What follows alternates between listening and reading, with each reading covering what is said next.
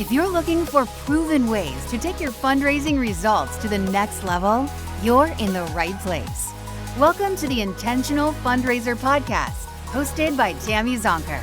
Tammy has trained and led thousands of nonprofit organizations to collectively raise more than $500 million and is also recognized as one of America's top 20 fundraising experts. This is the podcast where Tammy equips and empowers amazing fundraising pros like you to transform your fundraising so you can transform the world. And now, let's hear from Tammy. Today on the Intentional Fundraiser podcast, I am honored to be talking with Jenny Mitchell. Jenny is an executive coach, speaker, and fundraising professional who helps not-for-profit leaders change the world one mission at a time. She has worked with hundreds of CEOs, executive directors, and high-profile board members all across Canada and elsewhere, and has helped her clients raise millions of dollars for their important missions.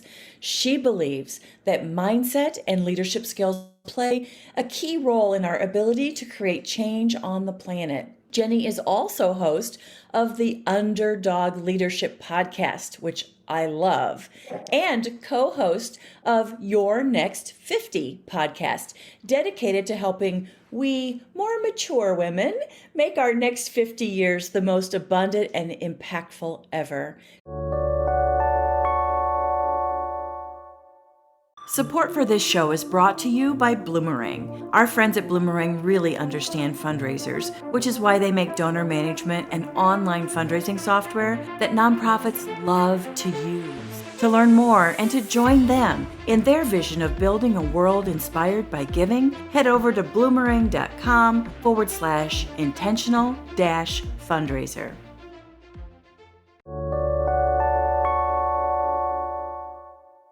Jenny, welcome to the show. Thank you so much, Tammy, for having me. Pleasure. Yeah, it's really our delight. All right, so let's just jump right in. So Jenny, you say that mindset and leadership skills are pivotal to creating change. Say more about what you mean by that. Yeah, you throw me an easy question, right? We'll get warmed up. We'll get you warmed up. So, mindset has been a long journey for me. It's been something I've slowly been unpacking, and watching mindset and leadership interplay has also been really fun. And I'll often have clients in my office when I'm working with them that'll say things like, Jenny, you're not going to believe this. Like, if I show up in the morning with this energy and enthusiasm, the whole team's like, yeah, we got energy and enthusiasm. And if I show up with looking like Eeyore from Winnie the Pooh and the world's falling apart and we're never going to hit our goal, it's amazing. The team starts to react and compound on that. The world's falling apart. There's a recession coming. We're never going to hit our goal. So that interplay between mindset and leadership is not to be taken lightly. We are not talking about toxic positivity here. We're talking about owning your energy and your mindset as a leader so that you can bring the best out of your own teams. This is not woo-woo. This is documented research that reminds us that how we show up really matters. And I used to, when I was teaching way back when, Tammy, teaching Fundraising 101, I used to have this slide in the middle that everybody giggled at. So I think I'll share the slide. It said, the only thing you can control in your entire day is how you show up, right? Because you can't control that the toilets are going to overflow. You can't control that the kids are going to be XYZ. You can't control if the board chair is going to throw a hissy fit or she's going to throw a hissy fit, whoever. The only thing you can control is how you react to these things. And I know you and I, Sideline, have had quite a few conversations about how we've learned and grown over the years. But that journey to leadership and to owning your energy is incredibly important and fairly underappreciated in my experience. Yes, I completely agree with that. Our energy is contagious. Whether, again, to your point, whether it's high energy, very positive, very possibility based, or whether it's negative in nature. And I've even noticed for myself, especially earlier in my early leadership positions, I could come into a meeting and lead a tough conversation. And for me, it was about the issue. It's not about any one person on the team. So to come in and open a big can and talk about an issue and unpack it and brainstorm and push and have what I feel like were safe and brave conversations, but yet leave the room and others, like, I'm on to the next thing, next. And others who are in that meeting are spinning. And so when you say we have to be accountable for our energy, or what I like to call, like, even the emotional wake that we can leave Nice put. amongst I like that. a I'm team. taking that one, Tammy. Oh, That's good. Feel free. We Yeah. leave an emotional wake, and we have to be responsible for that. Yeah, we have to. There's a radical responsibility that we're talking about here, right? I often tell my clients, I also tell myself, Jenny, you need to want your dreams more than your drama. Of course, that's a famous Jen Sincero quote. But, we often say we want to be successful. We often say we'd like to raise more money this year, but we're not willing to let go of our own personal drama to do so. Often we have our own fingerprints on our challenges. Quick story about executive coaching, because I'm an executive coach. And I think I went into this program, I'm a fundraiser. Like, what can be harder than fundraising? I'm like, this is going to be a walk in the park. So I get into the program and I'm thinking, I'm ready to help everybody else. I'm going to be really good at this. And the first question they ask is, okay, how about we unpack your barriers and your challenges and your lens? I'm like, no, I don't have a lens. Like, I'm good. I don't want to go there. I'd like to talk about everybody else. And what that program really taught me was you have to know your own biases and be 100% honest with yourself before you can go out and start judging or assuming about anybody else. And that experience, I feel so grateful for having had that training. It might be a little bit like unconscious bias training. That's not something I'm as familiar with, but just really being honest with how you're coming at things. And it's just such a fantastic gift to have when you're in that meeting. And, there's what's going on, Tammy, on the surface, and there's what's actually at play underneath. And people are hurting. People are feeling attacked, depending on what story you have in your background. There's people that are feeling really uncomfortable, need to assert their dominance. This is kind of the playbook we have for fundraising, because for a lot of people, the word fundraising is just absolutely terrifying. So I got tired of teaching, here's how you do X, and then realizing that people couldn't do X. And it wasn't because they didn't know how to do it, Tammy. It was because there were all these underlying core beliefs really holding them back. And that led me to a new space of executive coaching. That's really powerful. Yeah. And, on top of all of those underlying issues that are unresolved, that we bring meaning to whatever's happening or being said, or the challenge at hand, we're under so much incredible pressure to hit a number, right? No money, no mission. And we're very mission-driven, purpose-driven, passionate people. I know if I don't hit my number, there will be children who don't get served. There will be scholarships that can't be awarded. There will be fill in the blank your mission. And so it just compounds and adds more energy to an already hot topic or hot issue. Yeah. And we're finally talking about it, right? I mean, it's been going on for a long time, but we're finally talking about the yoke of responsibility that we step up to the plate and knowingly take on. I remember feeling like I was walking around the office with a target on my back. One of the things that you have to learn in order to survive the kind of years we've survived in this business is you are more than your target. You are more than your last gift. You are more than the amount of money you raised last year, this year, or next year. You are somebody who contributes to a group of people, but you are not the beginning, middle, and end of your fundraising target. No matter who wants to tell you that is your only purpose in the organization. Mm-hmm. You're right. We do need to embody and own that, and to turn that same conversation toward the teams that we lead, right? Yes, they typically do have a number. If we're talking about our major gift officers, if we're talking about our director of annual fund, there's a number, whether it's a revenue number, I won't say and a revenue number and a gift value upgrade percentage. Totally. and a retention percentage, like all the numbers. But we need to let them know that they bring value Yeah. even above that, right? Yeah. And are valued as people. And that is not less than hitting the number. Let me explain that. I think about my teenager who is navigating stress, has three things due, overwhelmed, paralysis, total paralysis, Tammy. And it's really interesting because I'm like, oh, interesting. I learned these skills. I'm unpacking them. And one of the things I often coach with her is take one thing. Let's start at the beginning. How do you eat an elephant? One bite at a time. And with clients, absolutely, we have a number. Now, in a perfect world, we have some kind of input into the decision of that number. I know some of you listening don't have that kind of autonomy, and I feel for you. We can take that offline.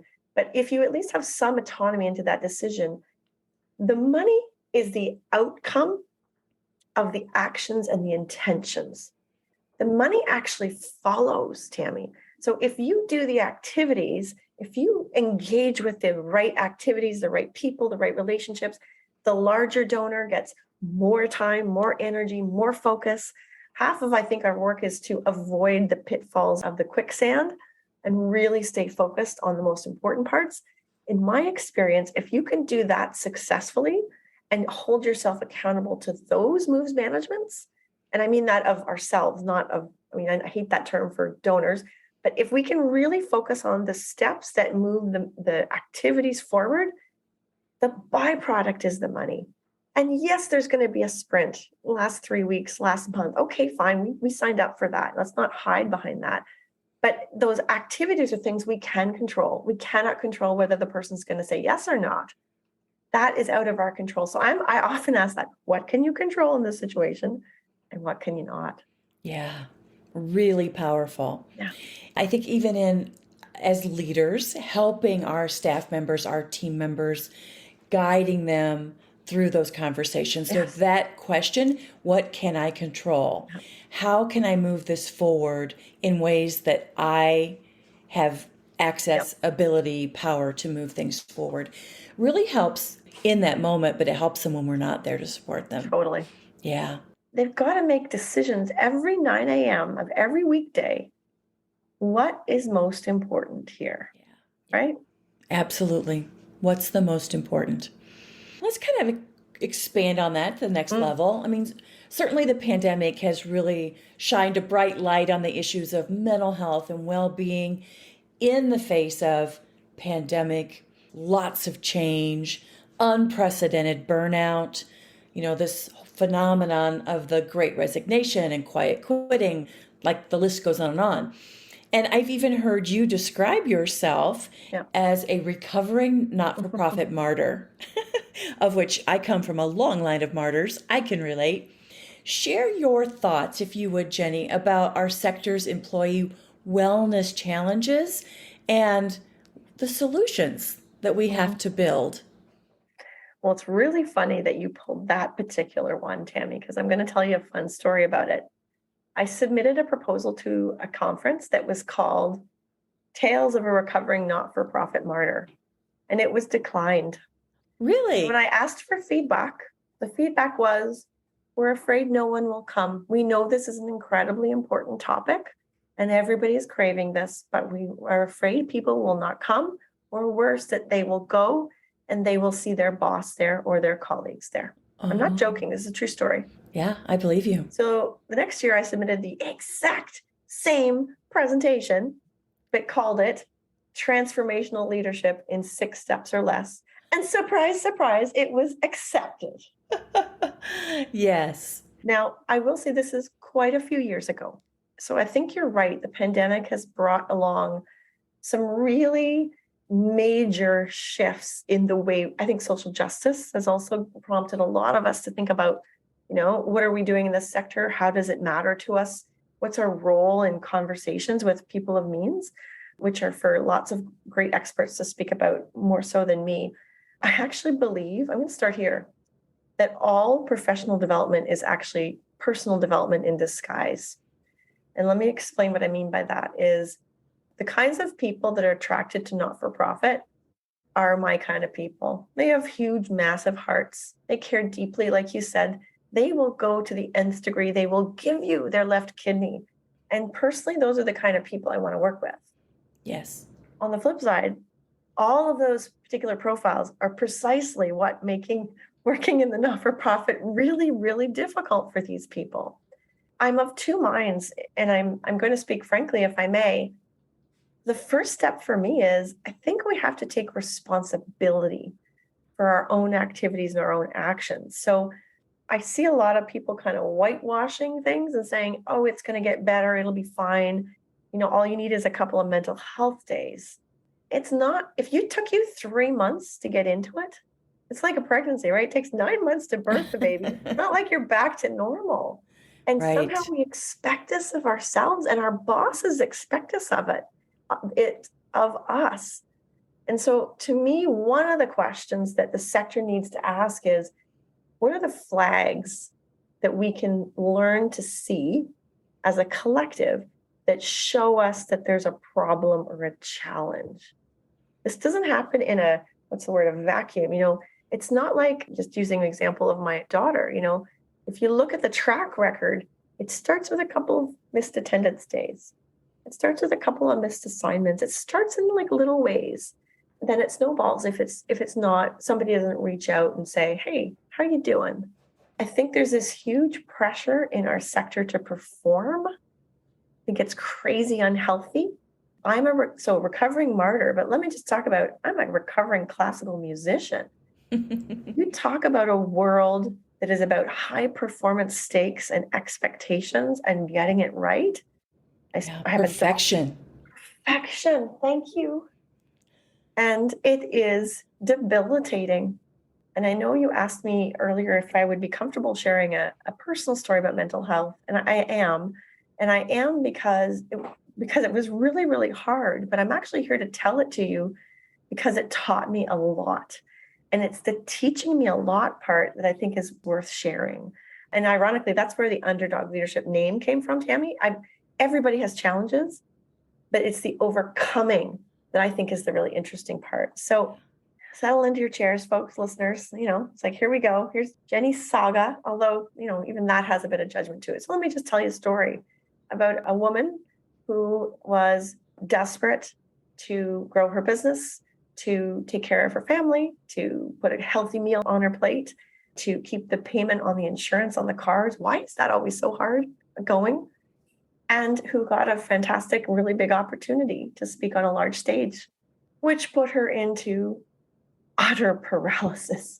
Who am I to say something new? What am I possibly going to say that these people don't already know? I'm a total fake. So this went on for about 3 months. And Tammy, they say, please provide your slides by X date. You know how that goes, right? Yes, the deadline before the deadline. Yeah. And I'm watching this, and I'm a performer. So that date is stuck in my mind. And I ended up having 3 full nights of insomnia, lying in bed. And I'm going to tell you the details because I don't think we talk about the details enough either. With my headphones on, trying like mad to meditate, just so I could control my brain from going to all the what ifs. What if I have to cancel? What if this is going to ruin my career? All of this stuff. And because I'm a performer, I got up in the middle of the night, walked over to the screen, threw something onto a bunch of slides, mostly pictures, and submitted it. And the next morning, I walked up and I put my hand on my husband's shoulder. And I said, I think I need to see someone. And I walked into the doctor's office and I said, I've never asked for these before, but I think I need a sleeping pill. And that was the beginning of a long journey for me. And boy, oh boy, kudos to those mental health professionals out there, that doctor who said, tell me why. Let's understand this together. And the stigma around asking for a sleeping pill, and I don't care what your thing is, whatever you're listening to, that the thing you had to ask for, Tammy, I'd love to hear yours. That was the bottom of the barrel for me. But I was more proud that I told my husband, to be honest. Because in the past, maybe I would have just sucked it up and probably just yelled at somebody. Right. Continued the same behavior, which is internalizing all the fears and just continuing to spin with it and not sleep and again, it feeds itself. And I remember when I came out of it, I was like, okay, this is a wake-up call that I don't want to be here again. So how do I set this up? How do I give myself grace that this is where I don't want to go back to? And I tell the anecdote of this story, and this is a totally true story. That presentation that I was able to give once I had the pieces together was very personal. Not like I didn't talk about mental health, but I talked about this journey, and it was about a certain subject. And it was so sincere and so honest. And it was one of the most best received presentations.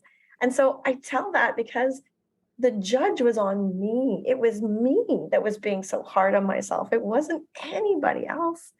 And that knowledge really fueled me into, a quest for self-compassion. Many of you have strong faith out there that leads you and helps you, guides you. I don't have that kind of background. So I've created the Church of Jenny and self-compassion, and really learning to rewire my brain and to show others how to reframe my brain and use my voice to help to be part of the solution. That was a long answer. Wow. Well, thank you, though. Thank you for being willing to share that with us and just being vulnerable and so authentic and, to the point of you sharing it, and even the example of that presentation, that big stage.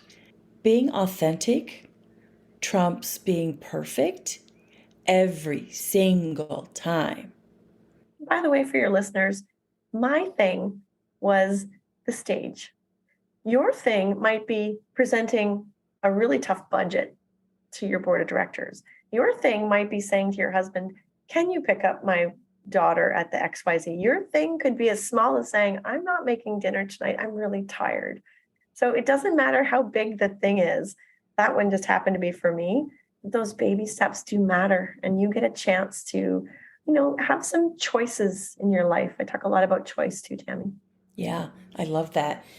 And I think that sometimes those seemingly smaller asks, which in the moment, in the emotion of it, can feel huge. Like, you know what? I've spent all week on this year-end fundraising appeal, and I'm exhausted, and I think we should take the family out tonight. Dinner. Or I think we should call DoorDash or Grubhub or whomever. It helps, I think, in my experience, for me, it helps build the muscle that I can ask for what I need, right? Sometimes it's, I need someone else to fold the laundry. Yeah. And sometimes it's, I need a 3-day weekend where we're not running, where there's not everyone stopping by, where it is just, I just want to read a book. Yeah. I just want to write something. Yeah. Whatever it is for you. I just want to go in the garden. Yep. Yeah. I love that. And we live to these square expectations, right? We're supposed to have this and that. And like our board report's supposed to be like that. Appeal's supposed to be like that. Maybe it's my age. Sometimes it doesn't go like that. And it doesn't mean it's bad. I think I always thought if I didn't meet that bar, it was automatically bad. What if it's just different? Yes, absolutely. We do have a vision, expectations of the way things should be. And, I'm trying to think of a specific example. Sometimes different turns out to be even better, and it's shocking. Yeah. And I think there's a real lesson for us in however that shows up in our lives, is that sometimes different is still pretty darn amazing. Yeah. And so just to be open. And, I think when I get into a place where I feel overwhelmed or I'm not sure, like as a leader, often we feel like people expect us to have all the answers. Mm-hmm. And what I have found as I've grown through my leadership journey, especially as an entrepreneur now, the answer for me is to ask a better question. Yeah. Right? I don't know. I don't have to know all the answers. Yeah. But I should ask questions that help us get to better answers together. That is so lovely. Our friends at Bloomerang know the importance of year-end fundraising to a nonprofit's longevity and success throughout the year. We know that 50% of nonprofits receive a majority of their annual contributions from October to December. To learn how you can make the most of this giving season, head over to bloomerang.com/intentional-fundraiser to get your copy of the 13 year-end fundraising tips.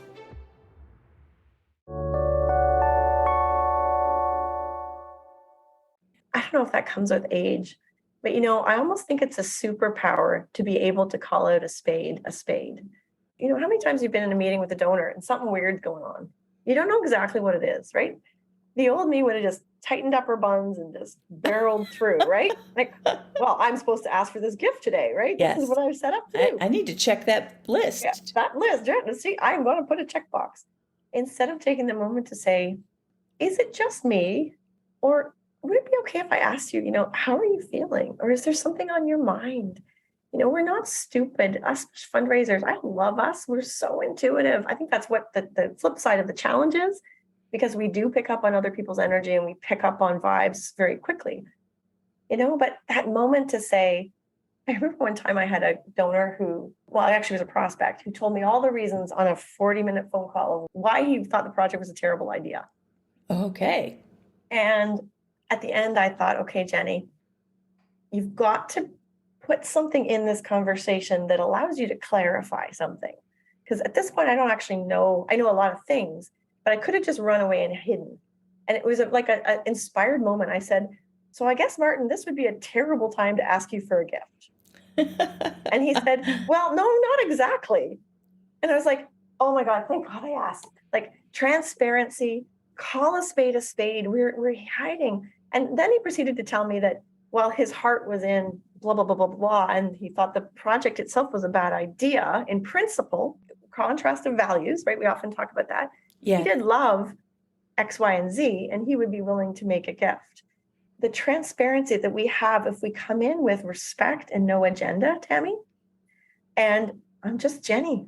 That's all I am. I'm the glue between the mission and you, and I don't really have an ego in this. Well, unless I choose to talk about putting my self-worth attached to how many gifts I close, which is a whole other story. But really, if you think of yourself as a conduit, there's sort of like a sage element to being a fundraiser. But it requires us to ask tough questions, which requires us to be confident in who we are and what our role is. I couldn't agree more with that. I think that openness, that listening, that confidence, the questioning, being curious, and yes, sometimes courageous. Like, Martin, I guess this might not be the best time to ask you to make an investment in this. But here's the thing I've seen over many, many major gift asks, and you describe it perfectly there. The thing about Martin, he cared enough to lean in. He knew everything about that project. He probably made a written list of all the reasons it wouldn't work. And if he didn't care about it, why would he have invested all that time? Because he doesn't have to tell you why he's not making a gift. And that wasn't his intention. His intention was to have a dialogue, to have a conversation, to feel heard. His opinion about this gift mattered. He wanted you to know his opinion. That's exactly it. And, in our busy world, we have very little time for people to be heard. And Zoom has only made it worse. You were asking me about the sector and what can the sector do. I think there's a role for the associations to play in this, to create spaces for us to talk. I know that sharing, we know that resilience is tied to a couple of things. One is autonomy. One is having a community or a network which you can share the load with. So in my programs, I work in group coaching environments because it's really important to me that other women, or in my case, usually women, hear each other's stories and hear the challenges. It really normalizes it. A good glass of wine with girlfriends. It doesn't have to be wine if wine's not your thing. Going for tea, a good brisk walk. And I think there's a lot of bad behavior in the not-for-profit sector, the way some people are treated. And this, again, might be really politically incorrect, but I'm going to say it anyway. Responsibility always starts with you. People don't take away our power, Tammy. We give our power away. And over the years, I have been in situations where I have given away my power. I have abdicated and then complained about it afterwards. So I'm in a place where I've got 50 more years on this planet, hopefully. And I am going to choose to share my power. I'm in a place in my life where I can share widely.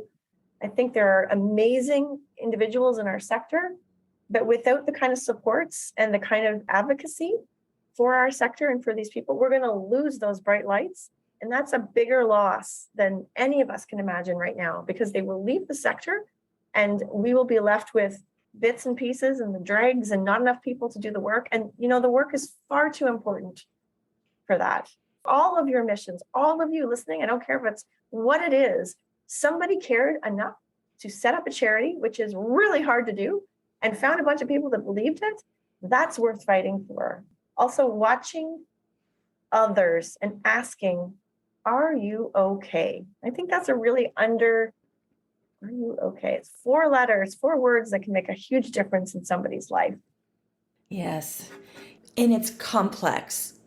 To your point, we remember the Chronicle article, the cover featured article 2019 that said 55% of fundraisers are thinking about moving on to another organization, and 30% of those who were surveyed said that they were thinking about leaving the profession altogether.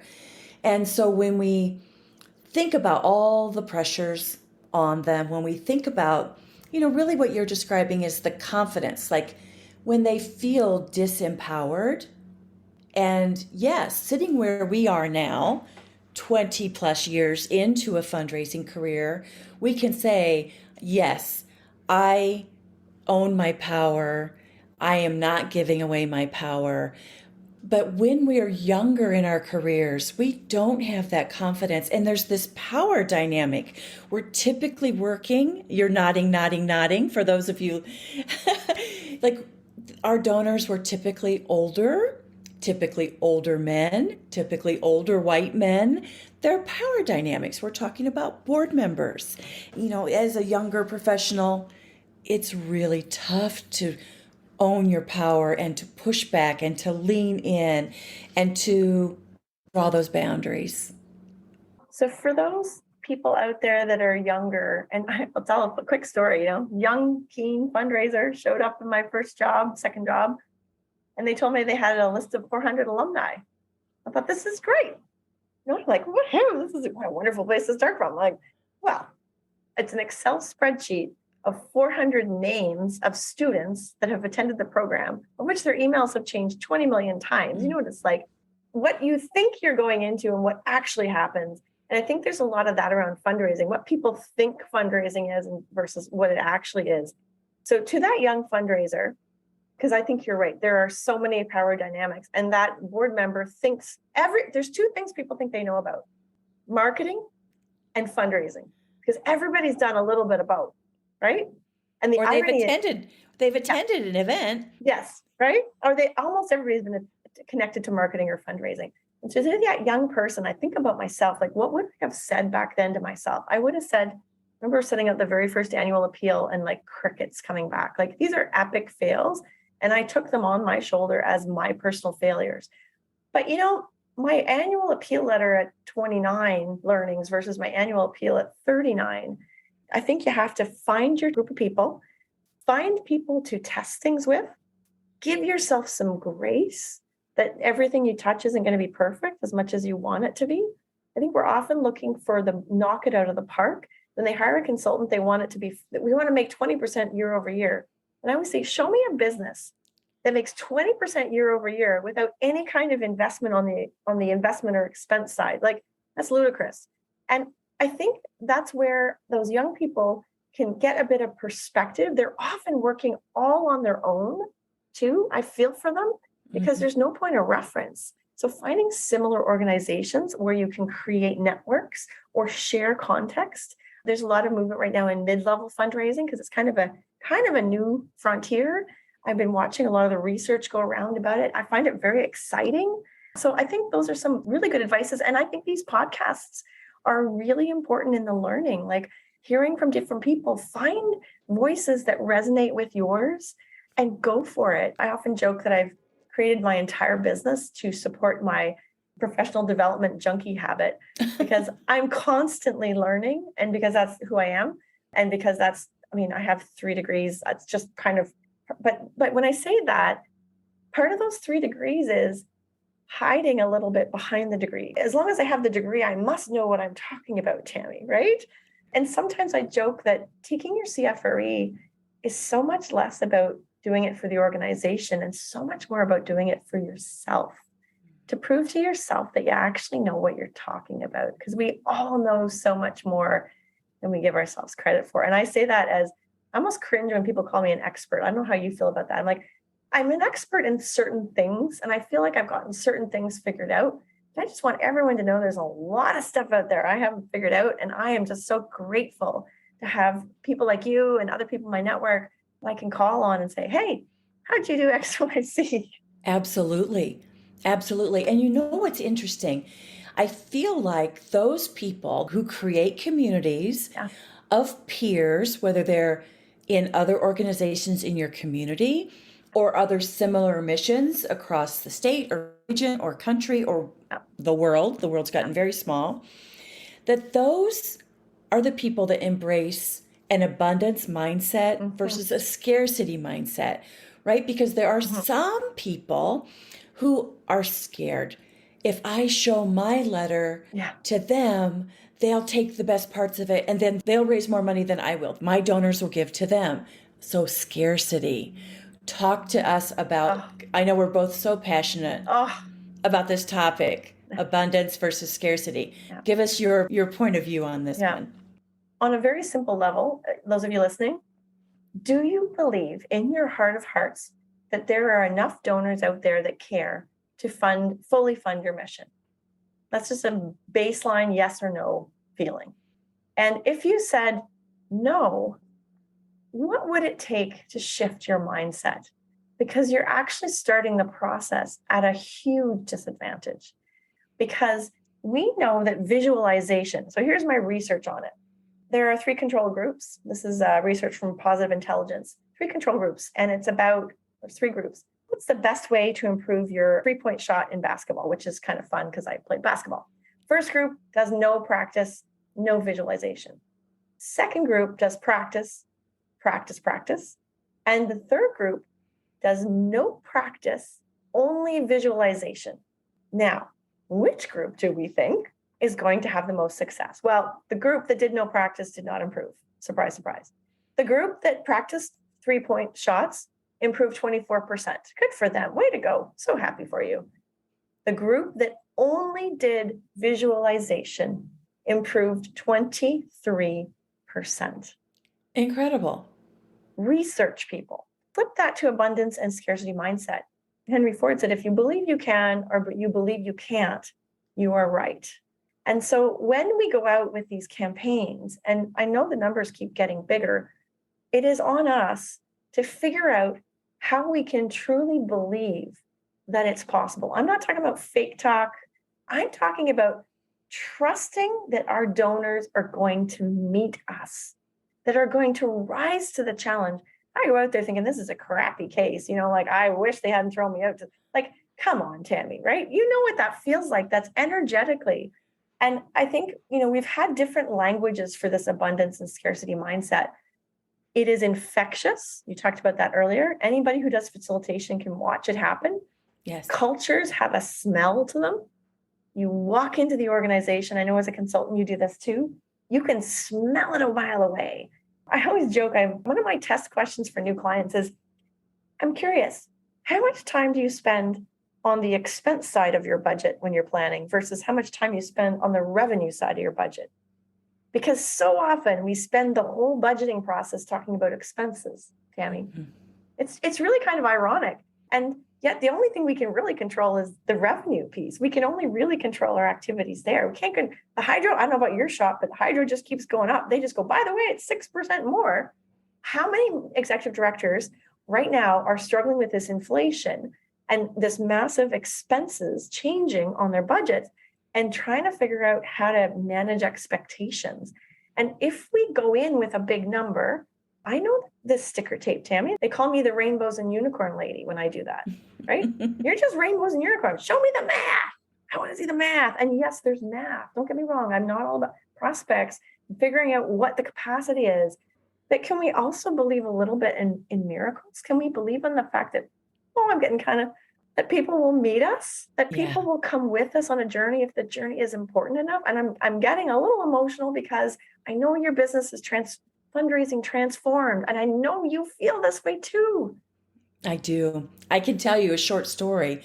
Fundraising Transformed was created 14 years ago. And in 2012, one of my clients, the Children's Center in Detroit, had their chief philanthropy officer position open. And they said, won't you please just take this job, apply for this job? And I said, no, thank you. It would have to be such extraordinary circumstances for me to do that. And they said, like what? And I outlined, like, this is what. And they said, okay, let's drop a employee agreement and let's do that. And in the first 3 years, we tripled fundraising. Yeah. And I remember the board meeting where I said, here's our vision. We're going to triple in 3 years. It's going to be backloaded, where we've got to build some infrastructure. We've got to do some cleanup in the front end. And I remember board members looking at me like their heads popped up from the report, and over their reader glasses, you know that look, they were like, some of them were like, did she just say what I thought she just said? And some of them were like, looked up and were nodding, like, yes, it's time. Yes. Our mission is so incredible. It's just unbelievable that so little of our support comes from community. And so even staff, the first year, they're like, okay. Yeah. Right? Yeah. But by year 2, it was like, yeah, this might be possible. Like, you see the traction. And by year 3, it's like, look what we did. Yeah.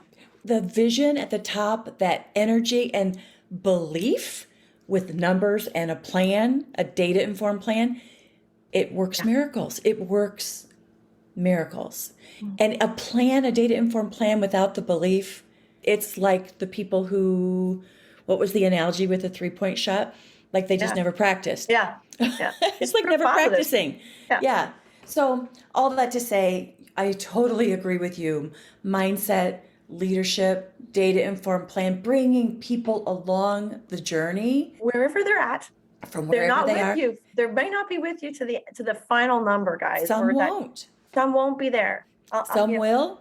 Yeah. And I think it requires us to tell these stories, Tammy. Like, remember one time when same thing. And I'm not talking about like busting our butts and breaking our backs to hit that number. I'm talking about discipline, commitment to our activities, doubling down on what's working, and analyzing. Like, I'm not talking about just going all out and killing ourselves, because there's a big difference. I'll never forget when I brought the first round of fundraising I was volunteering, and this is an organization with no history of giving whatsoever, none, and a very fractured past. That's often a common denominator. I brought the first 250,000. I think the goal was $1 million. And the treasurer, I'll never forget, he said, "Oh, that's really great, Jenny. I'm really happy for you. Congratulations. But that was just low hanging fruit. Like, how are you ever going to get to $1 million?" And the old me would have been so cut and so hurt by that statement. I would have taken it home and cried for 3 days. And the new me was like, first of all, I was like, well, just watch me. Second of all, was like, oh, he actually can't see it. It's compassion. He actually can't see this as possible. And he also believes his role on the board is to play the role of because we need the cautious people on the board. Yes. You see how I took it out of being about me? That comment could have cut me to the quick, but I have learned how to divert it and say, oh, I get it. He doesn't actually see it. Yeah. And by the way, he was a donor, just to be clear. He wasn't a curmudgeon or anything I think we kind of label a lot of those people. He really cared. But it requires us, to your point about leadership and mindset, you can see it. Sometimes they can't see it, Tammy. Not yet. They can't see it yet. Yeah. Really amazing. Really amazing. And I think that what you're describing, compassion, yes, assuming good intent. Yes. Like hallelujah. That's how we bring people along. Yeah. We could talk. We could do all that for day when's long. The next one? Alas, we cannot. At the end of each episode, Jenny, I really love to ask a few rapid fire questions to provide just a little extra value for our listeners. So are you ready? I just love this. I'm so ready. Where's my buzzer? Ding. Ding. Next. All right. First question. What's the best fundraising advice you've ever received? respect the donor. Respect the donor. Love it. Number 2, what book do you recommend to our audience and why? Oh gosh. Okay. Can I give more than one? I love anything Kay Sprinkled writes.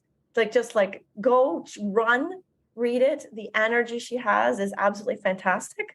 But on a personal level, I also encourage people to read business books. I think it really is important. One that I have right now on my desk that I'm enjoying is called Don't Split the Difference. And it's by Chris Voss, and it's all about how to negotiate. And that's another one I really love. I love the business books. I think they give us insight to our donors and our boards as well. Yeah, so good.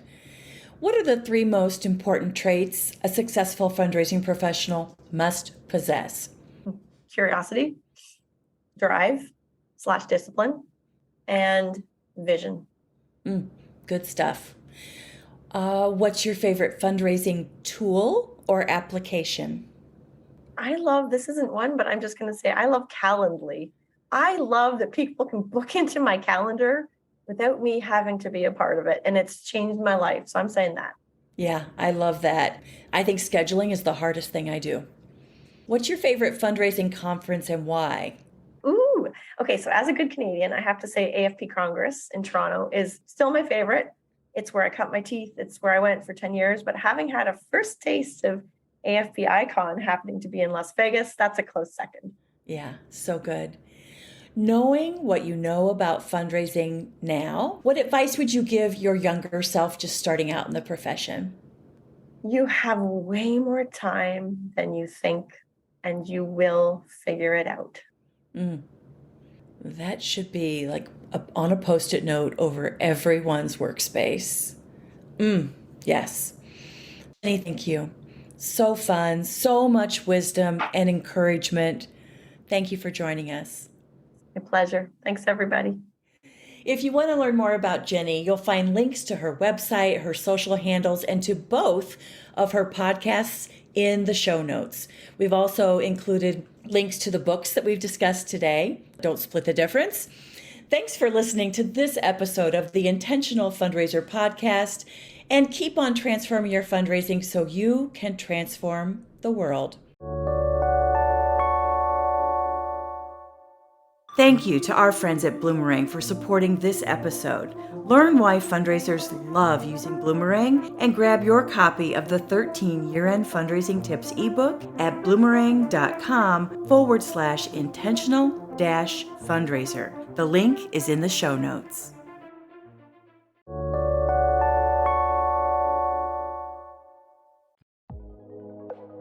That's it for this episode of the Intentional Fundraiser podcast. If you like this podcast, subscribe and download each episode on your favorite podcast platform. Share it on social media with the hashtag #TheIntentionalFundraiser and tag me, Tammy Zonker, and you'll be entered into a drawing for some great swag, books, and courses. And if you like today's show, you might also be interested in becoming a member of my Fundraising Transformer community, where I go live twice a month with my members with fundraising training and group coaching to help transform those fundraising issues that keep you awake at night, where I pull back the curtain on how you can take your fundraising results to the next level by teaching ways you can improve your development operations, create a results-driven, donor-centric development plan, strengthen donor relationships, improve your donor retention rates, and build a raging monthly giving program and a successful major gifts program, and how you can approach each day to ensure you'll perform at your highest level so you can be the best fundraiser and the best person you can possibly be. You can learn more about becoming a member at fundraisingtransform.com/transformers. Thank you for showing up and for having the courage and determination to transform your fundraising so you can transform the world. Bye for now.